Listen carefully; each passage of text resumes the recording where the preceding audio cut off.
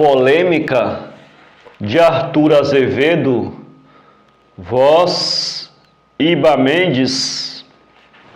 O Romualdo tinha perdido, havia já 2 ou 3 meses, o seu lugar de redator numa folha diária.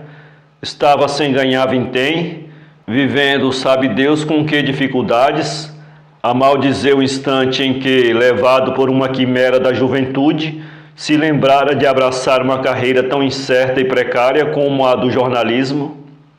Felizmente era solteiro e o dono da pensão, onde ele morava, fornecia-lhe casa e comida a crédito, em atenção aos belos tempos em que nele tivera o mais pontual dos locatários.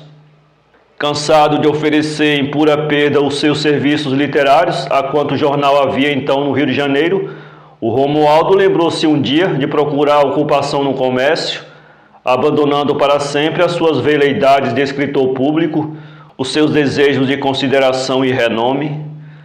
Para isso foi ter com um negociante rico, por nome de Caldas, que tinha sido seu condiscípulo no Colégio Vitório, a quem jamais ocupara, embora ele o tratasse com muita amizade e o tutelasse, quando raras vezes se encontravam na rua.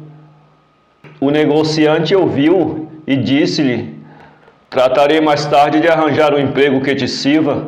Por enquanto preciso da tua pena. Sim, da tua pena. Apareceste ao pintar, foste a sopa que me caiu no mel.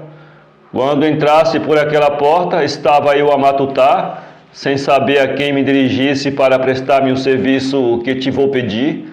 Confesso que não tinha lembrado de ti, perdoa. Estou às tuas ordens. Preciso publicar amanhã, impreterivelmente, no Jornal do Comércio, um artigo contra o Saraiva. Que Saraiva? O da rua direita? O João Fernandes Saraiva? Esse mesmo. E queres tu que seja eu quem escreva esse artigo?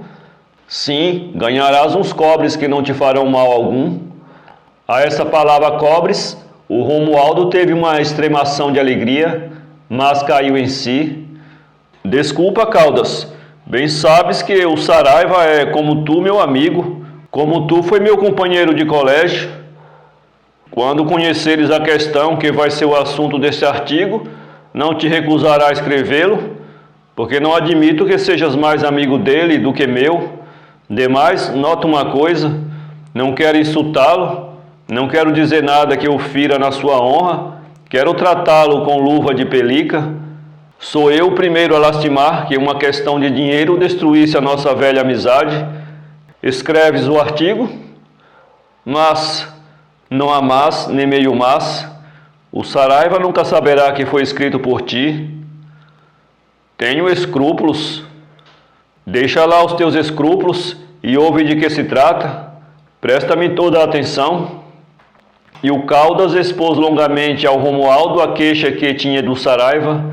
Tratava-se de uma pequena questão comercial, de um capricho tolo que só poderia irritar um contra o outro, 2 amigos que não conhecessem o que a vida tem de áspero e difícil. O artigo seria um desabafo, menos do brio que da vaidade, e escrevendo, qualquer pena hábil poderia efetivamente evitar uma injúria grave. O Romualdo, que há muito tempo não pegava numa nota de 5.000 réis e apanhara na véspera uma descompostura da lavadeira, cedeu afinal às tentadoras instâncias do amigo e no próprio escritório deste redigiu o artigo, que satisfez plenamente. Muito bem! Exclamou Caldas depois de 3 leituras consecutivas. Se eu soubesse escrever, escreveria isto mesmo. Apanhaste perfeitamente a questão. E depois de um passeio à burra, meteu um envelope na mão do Romualdo, dizendo-lhe: aparece-me aqui há dias, vou procurar o emprego que desejas. A época é difícil, mas há de se arranjar. O Romualdo saiu e, ao dobrar a primeira esquina, abriu sofregamente o envelope. Havia dentro uma nota de 100.000 réis. Exultou, parecia-lhe ter tirado a sorte grande.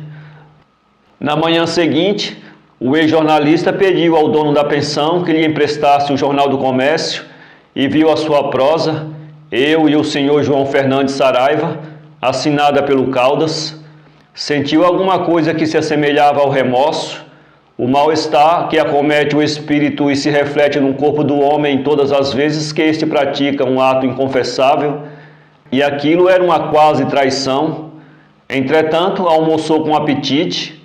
À sobremesa entrou na sala de jantar o menino, que lhe trazia uma carta, em cujo sobrescrito se lia a palavra urgente. Ele abriu-a e leu: Romualdo, preciso falar-lhe com a maior urgência. Peço-lhe que dê um pulo ao nosso escritório hoje mesmo, logo que possa. Recado do João Fernandes Saraiva. Esse bilhete inquietou o ex-jornalista. Com certeza, pensou ele, o Saraiva soube que fui eu o autor do artigo. Naturalmente, alguém me viu entrar em casa do Caldas, demorar-me no escritório, desconfiou da coisa e foi dizer-lhe: mas para que me chamará ele? O seu desejo era não acudir ao chamado, alegar que estava doente ou não alegar coisa alguma e lá não ir. Mas o menino, de pé junto à mesa do almoço, esperava a resposta. Era impossível fugir. Diga ao seu patrão que daqui a pouco lá estarei. O menino foi-se. O Romualdo acabou a sobremesa, tomou café, saiu e dirigiu-se ao escritório do Saraiva, receoso de que este o recebesse com duas pedras na mão. Foi o contrário. O amigo recebeu-o de braços abertos, dizendo-lhe: obrigado por teres vindo. Estava com medo de que o pequeno não te encontrasse. Vem cá. E levou-o para um compartimento reservado. Leste o Jornal do Comércio de hoje? Não, mentiu prontamente o Romualdo. Raramente leio o Jornal do Comércio. Aqui o tens. Vê que descompostura me passou o Caldas. O Romualdo fingiu que leu. Isto que aí está é uma borracheira, mas não é escrito por ele, bradou Saraiva. Aquilo é uma besta que não sabe pegar na pena senão para assinar o nome. O artigo não está mal, tem até estilo. Preciso responder. Eu, no teu caso, não respondia. Assim não penso. Preciso responder amanhã mesmo no próprio Jornal do Comércio. E se te chamei, foi para pedir-te que escrevas a resposta. Eu? Tu sim.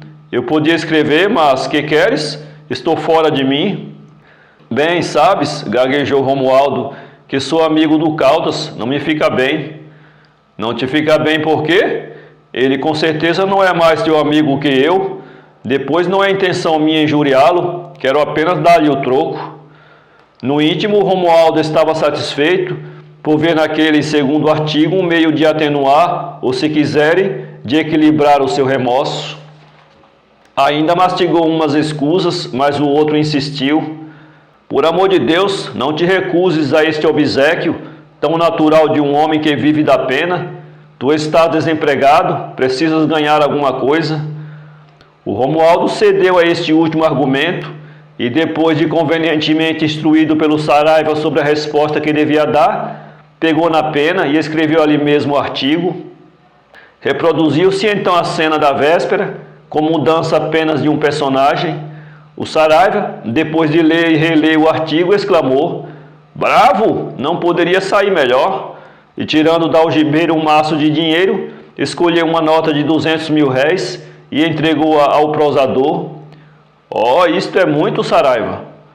Qual muito? Estás a tocar Lex por bandurra? É justo que te pague bem. Obrigado, mas olha, recomendo-te que mandes copiar o artigo, porque no jornal pode haver alguém que conheça a minha letra. Copiá-lo-ei eu mesmo. Adeus. Adeus, se o Caldas triplicar, aparece-me. Está dito. No dia seguinte, o Caldas entrou muito cedo no quarto do Romualdo, com o Jornal do Comércio na mão. O bruto replicou: vais escrever minha tréplica? E batendo com as costas da mão no jornal. Isso não é dele. Aquilo é incapaz de traçar duas linhas sem quatro asneiras. Mas ainda assim, quem escreveu por ele está longe de ter o teu estilo, a tua graça. Anda, escreve. E o Romualdo escreveu. Durante um mês teve ele a habilidade de alimentar a polêmica, provocando a réplica, para que não estancasse tão cedo a fonte de receita que encontrara. Para isso fazia insinuações vagas, mas pérfidas, e depois, em conversa ora com um, ora com outro, era o primeiro a aconselhar a retaliação e o esforço. Tanto Caldas como Saraiva se mostraram cada vez mais generosos, e o Romualdo nunca em dias de sua vida se viu com tanto dinheiro. Ambos os contendores lhe diziam: escreve, escreve, eu quero ser o último. Por fim, vendo que a questão se eternizava e de um momento para o outro a sua duplicidade podia ser descoberta, o Romualdo foi gradualmente adoçando o tom dos artigos, fazendo por sua própria conta concessões recíprocas, lembrando a velha amizade, e com tanto engenho se houve que os dois contendores se reconciliaram, acabando amigos e arrependidos de terem dito um ao outro coisas desagradáveis em letra de forma. E o público admirou essa polêmica, em que dois homens discutiam com estilos tão semelhantes que o próprio estilo pareceu harmonizá-los. O Caldas cumpriu a sua promessa. O Romualdo pouco depois entrou para o comércio, onde ainda hoje se acha, completamente esquecido do tempo que perdeu no jornalismo. Para ler este conto, acesse www.poeteiro.com.